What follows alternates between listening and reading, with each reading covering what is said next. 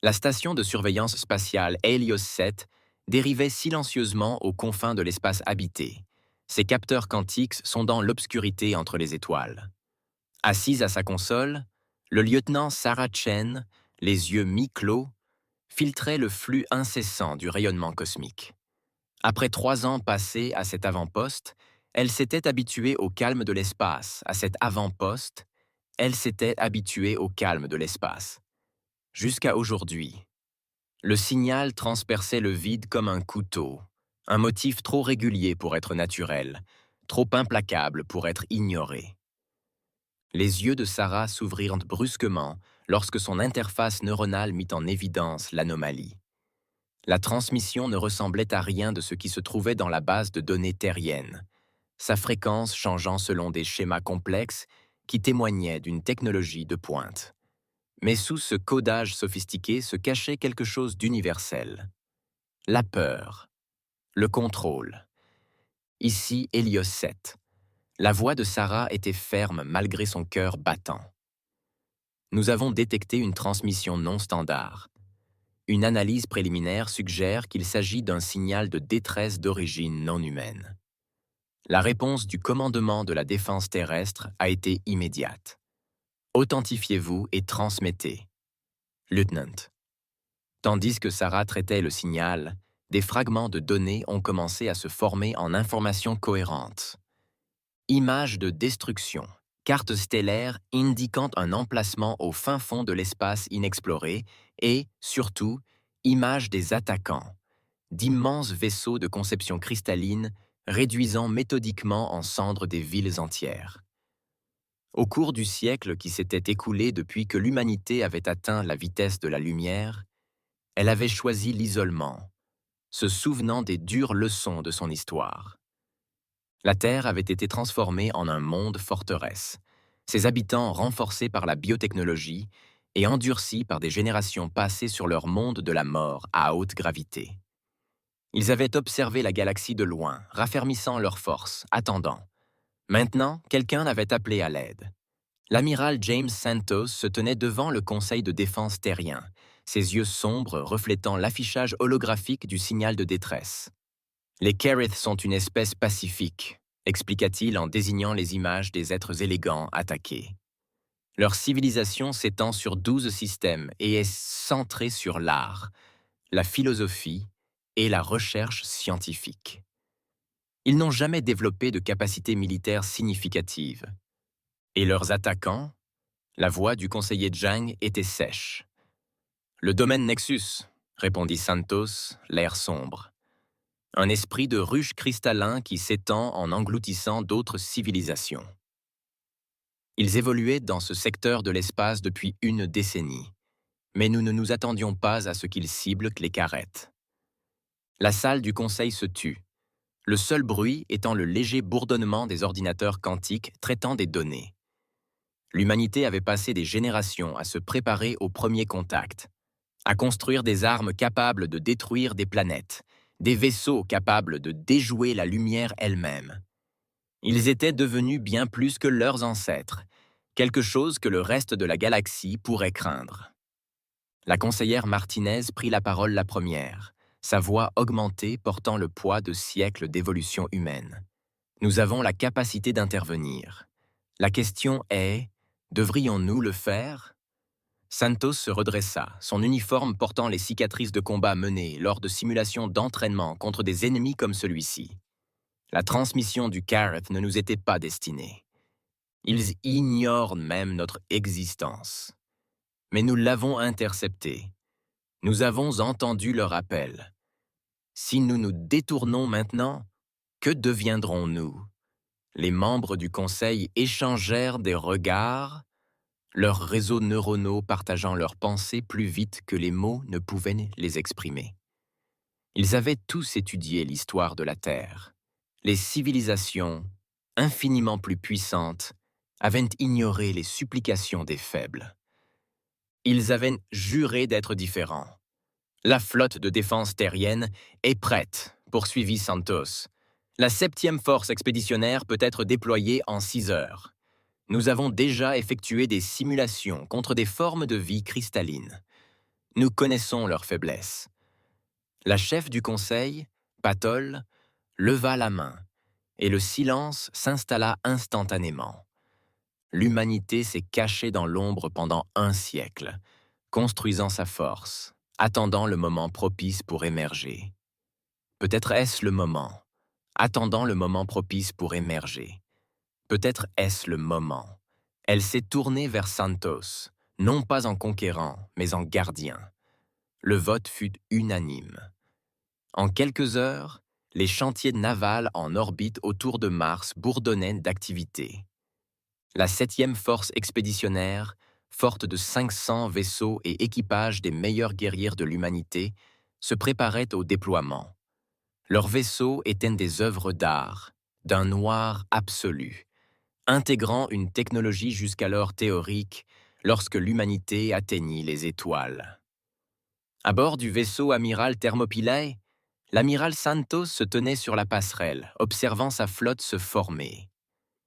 Chaque vaisseau témoignait de l'ingéniosité humaine, propulsé par des singularités artificielles et doté d'armes capables de déchirer la trame de l'espace-temps. Mais surtout, il transportait le meilleur de l'humanité, des hommes et des femmes qui s'étaient entraînés toute leur vie pour ce moment. Tous les vaisseaux sont prêts, annonça son second. Les coordonnées de saut étaient verrouillées sur le système d'origine de Careth.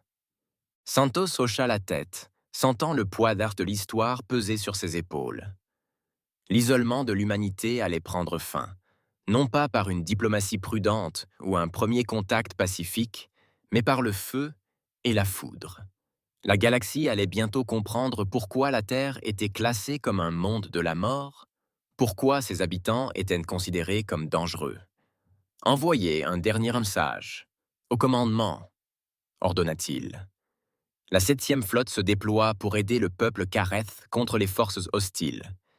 L'humanité soutient ceux qui ne peuvent pas se défendre seuls. Les moteurs quantiques s'emballèrent, la réalité se déformant autour de la flotte qui se préparait au saut. Santos afficha un sourire sombre. Le Dominion Nexus était sur le point d'apprendre qu'il n'était pas le seul prédateur de la galaxie. Tous les vaisseaux sautent. Montrons-leur de quoi l'humanité est capable. 500 vaisseaux disparurent dans le vide, emportant avec eux la réponse de l'humanité à un appel à l'aide. La galaxie ne serait plus jamais la même. La réalité se déforma et vola en éclats lorsque la flotte terrienne émergea de l'espace quantique. Le système d'origine de Careth s'étendit devant eux. Une étoile binaire projetant une lumière violette et bleue sur 9 planètes. Mais la guerre ternit sa beauté naturelle. Les vaisseaux cristallins du Nexus Dominion grouillaient autour de la 3e planète, tels des guêpes furieuses. La vision améliorée de l'amiral Santos zooma sur la scène, ses implants neuronaux traitant les données tactiques. La flotte du Dominion était immense, plus de 2000 vaisseaux de tailles diverses, leurs coques cristallines réfractant la lumière des étoiles selon des motifs éblouissants. Ils étaient là d'une beauté étrange et terriblement mortelle. Plusieurs signatures énergétiques détectées. Le lieutenant-commandant Razor fit son rapport, ses doigts dansant sur l'interface holographique. Le Dominion bombarde les centres de population. Les capacités défensives de Careth sont réduites au minimum. Ils sont massacrés. Santos hocha la tête d'un air sombre. Formation de combat. Exécutez le plan Thunderbolt. La flotte humaine se déplaçait avec une précision qui aurait semblé impossible aux observateurs extérieurs. 500 vaisseaux, chacun un chef-d'œuvre d'ingénierie humaine, se divisaient en formations d'attaque tridimensionnelles.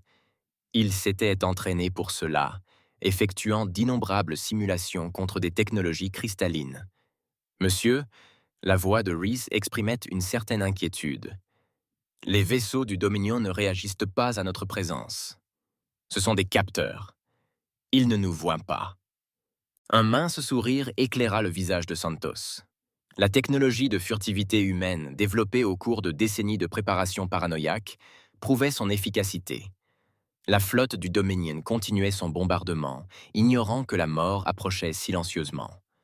Tous les vaisseaux, armes libres, ciblez d'abord leurs nœuds de commandement et de contrôle. Montrons-leur ce qui arrive quand on s'attaque aux plus faibles.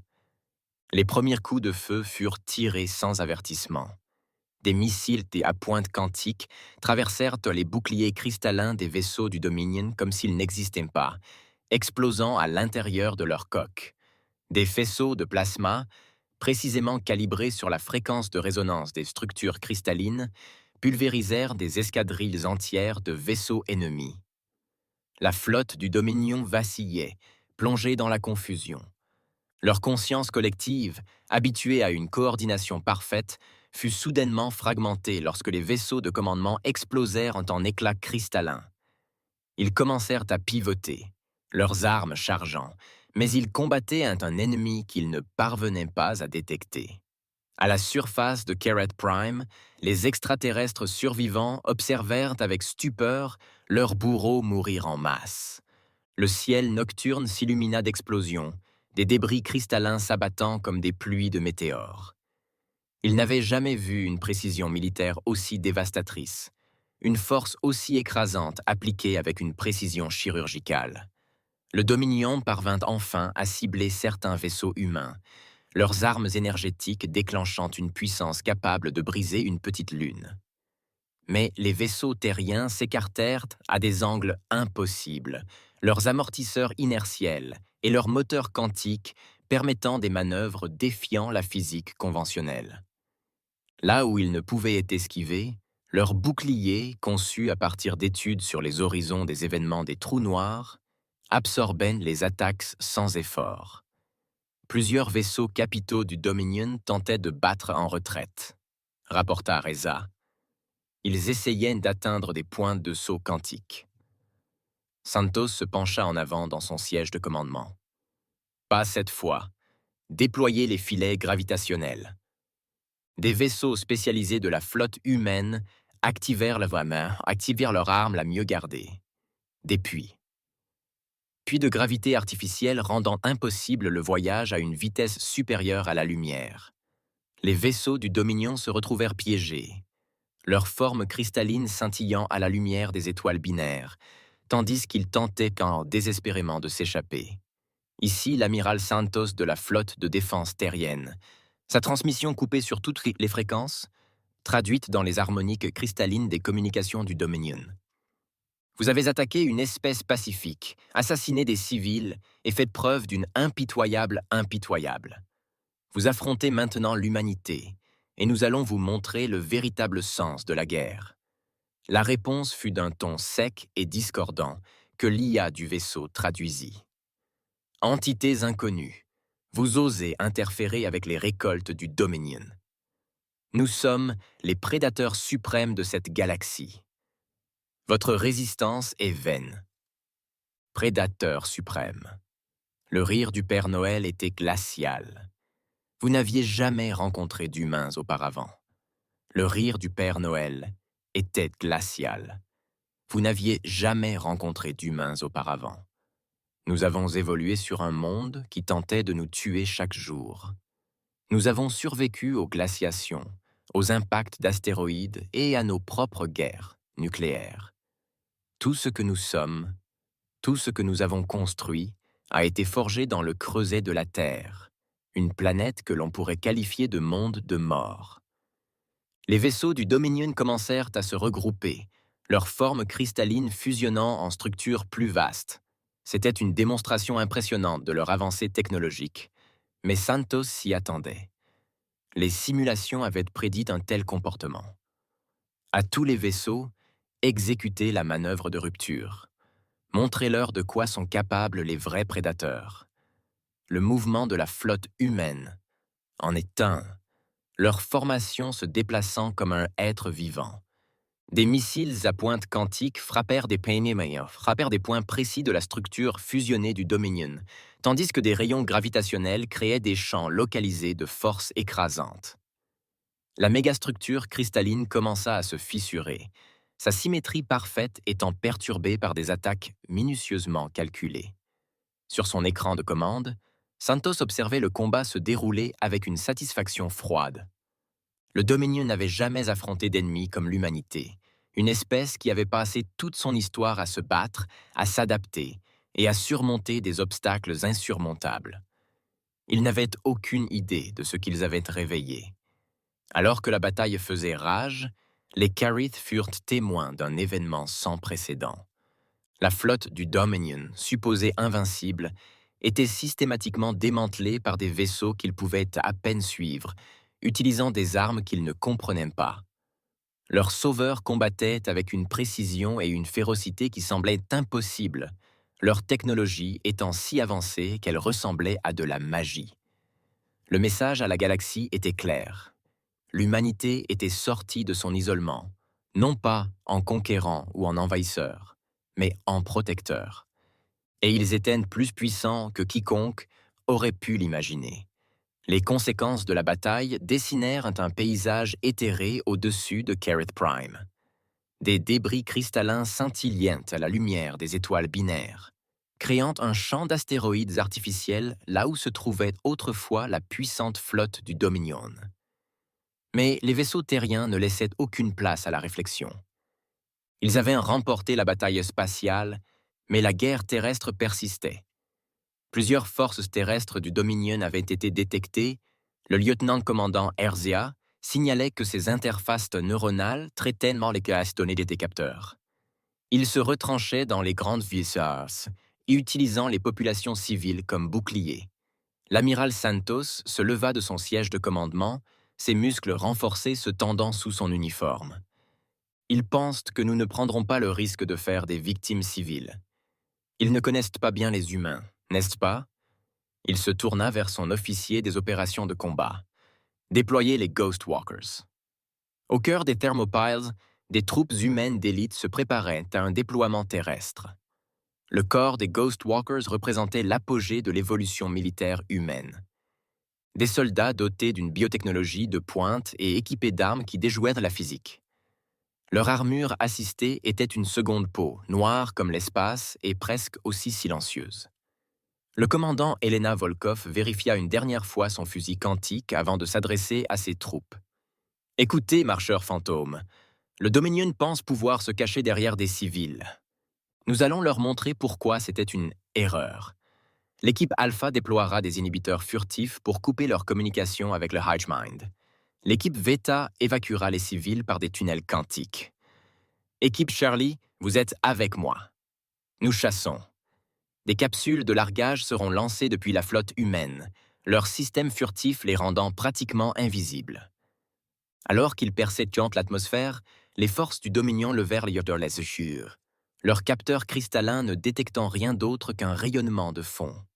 Le premier signe de présence humaine apparut lorsque des escouades entières de guerriers de cristal perdirent soudainement contact avec leur esprit de ruche, leur parfaite coordination se dissolvant dans le chaos.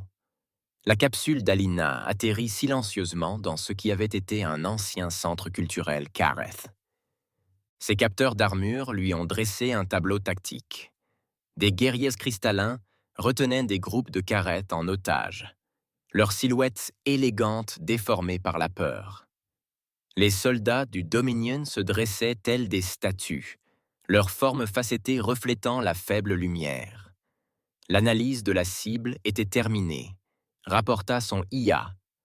Des faiblesses structurelles avaient été identifiées. Munitions quantiques calibrées. Elina se déplaçait comme une ombre, ses muscles renforcés et ses articulations sans frottement permettant des mouvements qui auraient semblé impossibles. Le premier guerrier du Dominion se brisa avant même de pouvoir réagir. Des projectiles quantiques frappant des points précis qui propageaient la destruction à travers sa forme cristalline. Des scènes similaires se déroulèrent à travers la ville.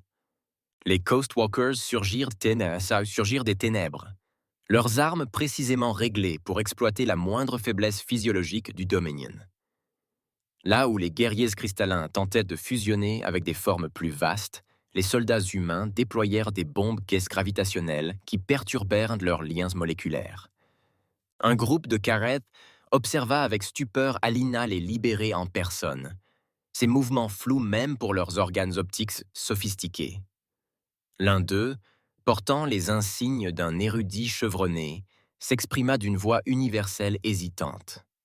Vous bougez comme une ombre liquide. Êtes-vous vraiment des êtres organiques? Le casque de Bélina se rétracta, révélant son visage bien humain. Nous sommes humains. Nous avons évolué sur un monde où la gravité était presque 2 fois supérieure à celle à laquelle vous êtes habitués. Chaque pas que nous faisons ici donne l'impression de danser dans les airs. Elle aida Kareth, blessé, à se relever. Votre peuple appela à l'aide. Nous répondîmes. Les yeux irisés de l'érudit s'écarquillèrent. Les histoires étaient vraies, à propos des espèces du monde de la mort qui s'étaient enfermées. Mais pourquoi des êtres aussi puissants nous adressaient-ils? Avant qu'Elina puisse répondre, son écran tactique s'illumina d'avertissement. Une forme massive du Dominion approchait, fusion de centaines de guerriers en un titan cristallin dominant les bâtiments.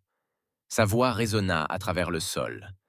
Créatures organiques primitives, votre interférence ne sera pas tolérée. La récolte doit continuer. Le casque de Bélina se remit en place tandis qu'elle poussait les civils vers les points d'évacuation du tunnel quantique. « Faites-les sortir d'ici », ordonna-t-elle à son équipe. Puis elle leva les yeux vers la monstruosité cristalline et sourit derrière sa visière, toujours prête à essayer de nouveaux jouets. Son armure bourdonnait tandis qu'elle activait ses systèmes les plus avancés. Des champs quantiques l'enveloppaient, lui permettant de manipuler l'espace-temps local lui-même. Elle s'élança vers le ciel, ses mouvements brisant plusieurs lois de la physique et engageant le Titan directement. L'entité du Dominion frappa de ses appendices cristallins, chaque coup ayant une force suffisante pour raser un bâtiment. Mais Elina les entoura comme l'eau, son corps amélioré et son armure perfectionnée, fonctionnant en parfaite harmonie. Là où le Titan tentait de prédire ses mouvements, elle évolua dans des états quantiques, apparaissant là où elle ne pouvait être. Vous vous qualifiez de prédateur suprême. Elle se moquait d'elle en plaçant des charges quantiques à des points structurels clés. Mais vous n'avez jamais affronté quelqu'un qui a évolué pour survivre à des épreuves impossibles. Jamais affronté des êtres qui transformaient en force les tentatives de destruction de leur propre monde. Les charges explosèrent successivement, envoyant une résonance quantique en cascade à travers la structure cristalline. Le Titan tenta de compenser, de redistribuer sa masse, mais l'attaque avait été parfaitement calculée. Dans un bruit de verre brisé, la forme massive s'effondra. Tandis que la poussière retombait, Bélina se tenait parmi les éclats de cristal, son armure à peine égratignée. Les forces restantes du Dominion à travers la ville battaient déjà en retraite, leur conscience collective ébranlée par la perte de tant de composants. Ils n'avaient jamais rencontré d'ennemis capables de se déplacer comme des ombres, de frapper comme l'éclair et de briser leurs formes les plus puissantes avec une telle précision. L'érudit de Kerith s'approcha d'elle à nouveau, l'émerveillement et la peur se mêlant dans son expression. « Votre peuple, vous n'êtes pas seulement puissant. Vous comprenez la guerre à un niveau que nous n'aurions jamais imaginé possible. » Le casque de Délina se rétracta, son expression sérieuse. « Nous le comprenons, car nous avons passé toute notre histoire à lutter contre la nature. Les uns contre les autres, contre tout ce qui a tenté de nous tuer. Nous apprenons à survivre, puis à prospérer, puis à protéger. C'est ce que font les humains. » Au-dessus d'eux, la flotte terrienne maintenait sa vigilance, leur vaisseau noir étant une promesse faite à la galaxie. L'humanité était sortie de son isolement non pour conquérir, mais pour se défendre. L'ère de la clandestinité était révolue, et le Dominion allait bientôt comprendre pourquoi la Terre était qualifiée de monde de la mort. Au cœur des laboratoires quantiques sécurisés à bord des thermopiles, le docteur Maya Patel étudiait les fragments de cristal du Dominion capturés avec une inquiétude croissante. Son esprit amélioré traitait les flux de données provenant d'une douzaine de scanners quantiques différents, chacun révélant une nouvelle facette de la véritable nature de l'entité cristalline. « Amiral Santos », appela-t-elle d'une voix tendue.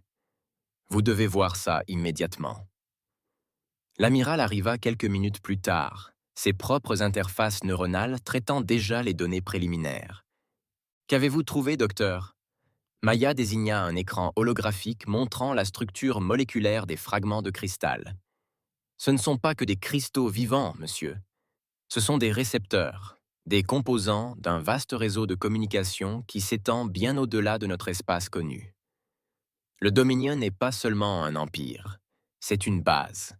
Elle manipula l'écran, révélant des schémas énergétiques pulsant à travers la structure cristalline. Ils ne sont pas là pour conquérir ou récolter. Ils préparent ce secteur de l'espace à quelque chose de bien pire. Ces cristaux. Ce sont des outils de terraformation conçus pour transformer des systèmes entiers en quelque chose d'extraterrestre. Avant que Santos ne puisse réagir, des alarmes retentirent dans tout le vaisseau. La voix du capitaine de corvette Riese traversa le canal de commandement. Plusieurs ruptures quantiques détectées. Une immense flotte du Dominion émergea. Au moins 5000 vaisseaux. Santos était déjà en mouvement, ses muscles renforcés le portant sur la passerelle en quelques secondes. L'écran tactique montrait un scénario cauchemardesque. L'espace autour de Kerith s'apprêtait, déchiré par des brèches quantiques, tandis que des vaisseaux cristallins s'y déversaient. Ceux-ci n'étaient pas comme les précédents. Ils étaient plus sombres, plus anguleux, conçus exclusivement pour la guerre. À tous les vaisseaux, poste de combat, ordonna le Père Noël, sa voix calme malgré les difficultés. Docteur Patel, j'ai besoin d'options. La voix de Maya parvint sur le canal de commande, rapide et précise. Les cristaux sont tous interconnectés, partageant une conscience quantique intriquée. Si nous parvenons à perturber ce réseau, elle marqua une pause, les calculs s'activant dans son esprit amélioré. Nous devons créer une cascade de résonance quantique, mais cela nécessiterait plus de puissance que ce que possède toute notre flotte. Santos observa la nouvelle flotte du Dominion approcher, leur formation parfaite et inévitable. Et les étoiles binaires. Il y eut un moment de silence pendant que Maya assimilait l'implication. Oui, si nous parvenions à déclencher une nova contrôlée dans la plus petite étoile, les fluctuations quantiques seraient suffisantes pour détruire leur réseau. Mais, monsieur, cela impliquerait de sacrifier notre position. Les systèmes furtifs ne survivraient pas à ces niveaux d'énergie. Ils savent déjà que nous sommes là, répondit Santos d'un ton sombre. Il ne s'agit plus de se cacher. Il a ouvert un canal vers tous les vaisseaux humains. 7e flotte. Ici l'amiral Santos. Nous affrontons maintenant la véritable puissance du Dominion. Ils pensaient remodeler cette galaxie à leur image, la préparer à quelque chose d'encore pire. Ils ont oublié une chose. Cette galaxie a déjà des protecteurs. La flotte humaine se déplaçait avec une grâce mortelle. Leurs vaisseaux noirs formant de nouveaux motifs qui perturbaient les algorithmes tactiques du Dominion. Santos poursuivit. L'humanité s'est cachée de la galaxie parce que nous nous souvenions de nos propres guerres, de nos propres erreurs. Nous avons bâti notre force en secret, non pour conquérir, mais pour défendre. Aujourd'hui, nous montrons à tous pourquoi la Terre était appelée un monde de mort. La bataille éclata avec une violence inouïe. Les vaisseaux du Dominion lancèrent des rayons cristallins capables de couper des planètes en deux, mais les vaisseaux humains esquivèrent les attaques, leurs moteurs quantiques déformant la réalité elle-même. Là où la flotte cristalline tenta de prédire les mouvements, elle ne trouva que le chaos. L'humanité avait appris depuis longtemps que la prévisibilité était synonyme de mort. De retour à bord de son vaisseau, le commandant Elina Volkov mena une équipe d'attaque composée de petits vaisseaux à travers la formation du Dominion. Leur mission? Installer des dispositifs de résonance quantique à des points précis autour de la petite étoile binaire. Chaque approche était une danse avec la mort, les réflexes humains et la technologie mise à l'épreuve de la perfection cristalline. Ils s'adaptent à nos systèmes furtifs, rapporta Reza, les mains survolant les commandes tactiques. Les vaisseaux du Dominion commencent à suivre nos signatures, acquiesça Santos. Ils apprennent vite, Nous aussi. Exécutez le protocole Oméga. Dans toute la flotte humaine, des vaisseaux ont commencé à émettre sur des fréquences qui n'auraient pas dû être possibles, diffusant des signaux quantiques qui ont perturbé la conscience en réseau du Dominion. Les vaisseaux cristallins vacillèrent, leur parfaite coordination se fragilisant, mais la réaction du Dominion fut dévastatrice. Leurs vaisseaux commencèrent à fusionner, formant d'immenses structures géométriques qui déformèrent l'espace. L'épice. Des rayons d'énergie jaillirent, atteignant enfin leur cible. Les vaisseaux humains, furtifs, furent touchés de plein fouet. Le vide se remplit de nuages de plasma et de débris en expansion. Des dispositifs de résonance furent implantés. Elena fit son rapport, la voix ferme malgré le chaos. Attendant l'ordre final, Santos observa son écran tactique. La flotte humaine avait gravement ensanglanté le Dominion, mais elle était en infériorité numérique et de plus en plus débordée. L'ennemi apprenait, s'adaptait, devenait plus fort, tout comme le ferait Jujien Lazumi. Docteur Patel, quelles sont nos chances? La réaction de Maya fut immédiate. La cascade perturbera certainement leur réseau, mais la réaction quantique, je ne peux garantir qu'aucun vaisseau ne survivra dans les 3 minutes-lumière. Santos sourit sombrement. Ensuite, nous veillerons à ce que le plus de vaisseaux possible dépassent cette portée. À tous les vaisseaux, effectuez des sauts quantiques d'urgence à mon signal. Commandant Volkov, votre équipe a 30 secondes pour franchir la zone d'explosion. Le Dominion a profité de son avantage, ses superstructures géométriques se rapprochant pour l'abattre. Ils n'avaient jamais réalisé que c'était exactement ce que l'humanité désirait, les rapprochant de l'étoile qui allait leur être fatale. À tous les vaisseaux, marqués. Les dispositifs de résonance quantique s'activèrent simultanément, leur effet amplifié par l'énergie massive de l'étoile. L'espace lui-même sembla retenir son souffle. Puis la réalité se brisa. L'étoile binaire explosa dans une cascade d'énergie quantique, transformant sa petite compagne en un tourbillon de force déformant la réalité. La flotte du Dominion, prisonnière de ses propres formations géométriques, ne put réagir assez vite. La résonance quantique se répandit dans leur conscience réseau, tel un virus, brisant les fondements même de leur technologie cristalline. Depuis le pont des Thermopyles, désormais hors de portée de l'explosion, l'amiral Santos observait l'espace lui-même se tordre et brûler. Les immenses superstructures du Dominion commencèrent à se fragmenter, leur forme géométrique parfaite se dissolvant tandis que la cascade quantique perturbait leurs liaisons moléculaires. C'était magnifique, mais terriblement beau, comme voir une galaxie mourir et renaître au même instant. Perturbation du signal à 98%, Dr. Patel fit son rapport. Son esprit amélioré traitant les données des capteurs. Leur réseau s'effondre. L'esprit collectif se fragmente. Les vaisseaux du Dominion restants, coupés de leur conscience collective, commencèrent à se déplacer de manière erratique. Certains tentèrent de fuir leur forme cristalline déjà fissurée. D'autres, poussés par une dernière directive, tentèrent de poursuivre leur attaque. Mais sans leur réseau, sans leur coordination parfaite, ils ne pouvaient rivaliser avec la précision humaine. Tous les vaisseaux survivants, en formation, ordonna le Père Noël. Finissons-en. La flotte humaine se déplaçait comme des prédateurs, leurs vaisseaux noirs attaquant sous des angles impossibles. Ce qui avait commencé comme une défense désespérée s'était transformé en une opération de traque. Les vaisseaux du Dominion restant furent isolés et détruits, leurs débris cristallins s'ajoutant aux champs d'astéroïdes artificiels qui entouraient désormais Caret Prime. La voix du commandant Erlina Volkov parvint sur le canal de commandement, les équipes au sol faisant leur rapport. Les forces du Dominion à la surface sont en train de s'éteindre.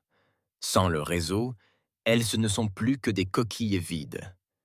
À la surface de Caret Prime, les extraterrestres survivants sortirent de leurs abris et furent témoins d'un événement sans précédent. les guerriers Scorissalines qui les avaient terrorisés, qui semblaient invincibles, gisaient brisés et sans vie. Au-dessus d'eux, le ciel nocturne était imprégné des séquelles de la bataille. Tabri scintillait comme des étoiles, et les silhouettes sombres des vaisseaux humains qui montaient de la garde. L'érudit de Careth qui avait parlé à Helena s'approcha d'un groupe de marcheurs fantômes débarqués, leurs yeux irisés écarquillés d'émerveillement. « Vous avez accompli l'impossible. Non seulement vous les avez vaincus, mais vous avez brisé leur nature même. » Le casque d'Helena se rétracta lorsqu'elle répondit. « L'humanité a passé toute son histoire à accomplir l'impossible. C'est un peu notre truc. » L'amiral Santos se tenait sur le pont des Thermopyles, observant le début des opérations de sauvetage. Le docteur Patel l'avait rejoint, son analyse des conséquences de la bataille s'affichant sur des écrans holographiques à proximité. « La cascade quantique a fait plus que les vaincre, expliqua-t-elle. Elle a révélé quelque chose dans leur code de base. Des coordonnées enfouies au plus profond de leur structure cristalline. C'étaient des éclaireurs. Amiral. Ils préparaient les espaces pour quelque chose de bien plus vaste. » Santos hocha la tête d'un air sombre. « De combien de temps disposons-nous? D'après les données, des années, peut-être des décennies, quoi qu'il prépare, cela vient de l'extérieur de notre galaxie. » Le Dominion n'était qu'une avant-garde. La vision améliorée de l'amiral se concentrait sur les étoiles lointaines. Son expression était déterminée. « Alors, nous avons du pain sur la planche. L'humanité a passé un siècle à se cacher, à renforcer sa puissance. Nous savons maintenant pourquoi. Dans les jours qui suivirent, la galaxie a pris l'émergence de l'humanité d'une manière que personne ne pouvait ignorer. L'histoire se répandit rapidement. Comment une mystérieuse flotte de vaisseaux noirs était apparue de nulle part? Comment ils avaient non seulement vaincu, mais complètement détruit une force qui semblait invincible?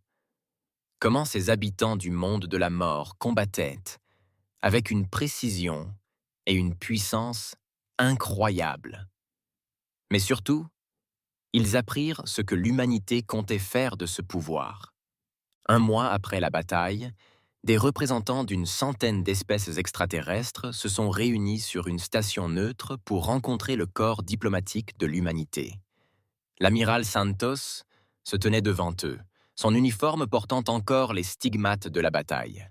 « Nous nous sommes cachés car nous nous souvenions de notre passé violent, » s'adressa-t-il à l'Assemblée. « Nous avons bâti notre force en secret, car nous savions qu'un jour, quelque part, elle serait nécessaire.